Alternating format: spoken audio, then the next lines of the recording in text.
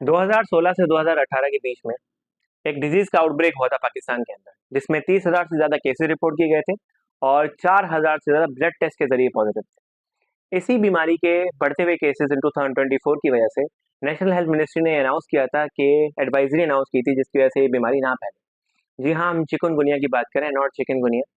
और आज हम इसके बारे में ज्यादा जानेंगे। This is doctor Ahmad Ali, working as a resident in attenders hospital Karachi. जी हाँ, चिकनगुनिया एक वायरस है।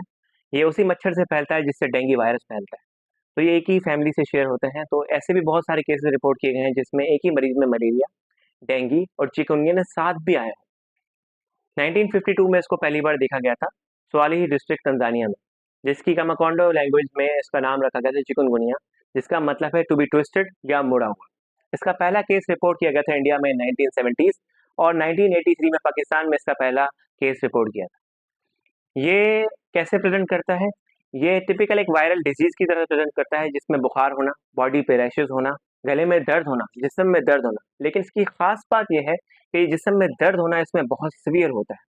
इसकी symptoms can persist like 3 weeks to 3 months. मतलब मरीज 3 हफ्ते तक इसको फीवर रह सकता है, लेकिन मोस्टली एक हफ्ते के अंदर फीवर खत्म हो जाता है।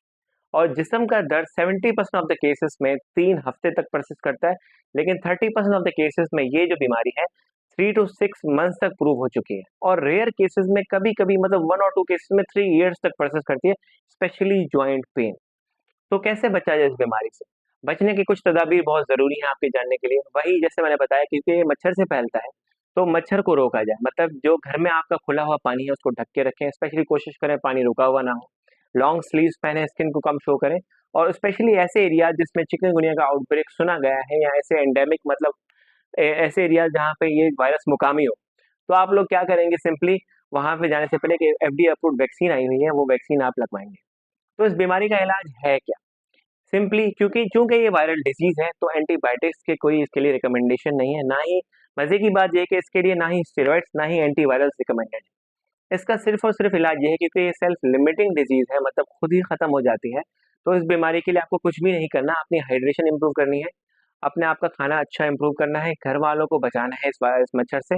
और इसके लिए कोई स्पेसिफिक ज्यादा मेडिकेशन नहीं लेनी। अब चूंकि क्योंकि ये वायरस किसी भी तरह से प्रेजेंट कर सकता है, तो बड़ी कॉमन के बात क्या होती है कि हर डॉक्टर इसको चिकनगुनिया लेबल कर देते हैं, जो भी बीमारी जिस्म के दर्द के साथ आती हो। तो प्लीज इस चीज से भागें। Always get check yourself from a specialist. हमेशा ट्रीटेबल डिजीज लाइक मलेरिया और बैक्टीरियल इन्फेक्शन को हमेशा रूल आउट करें, डेंगू का वर्कअप करवाएं। And once you have been labelled as chikungunya, अपने आप को अच्छी तरह अपने आप को बिल्डअप करें, न्यूट्रिशनली बिल्डअप करें, फ्लूइड से बिल्डअप करें, and you will be good to go. इंशाल्लाह मिलते हैं नेक्स्ट वीडियो में। अल्लाह हाफिज़।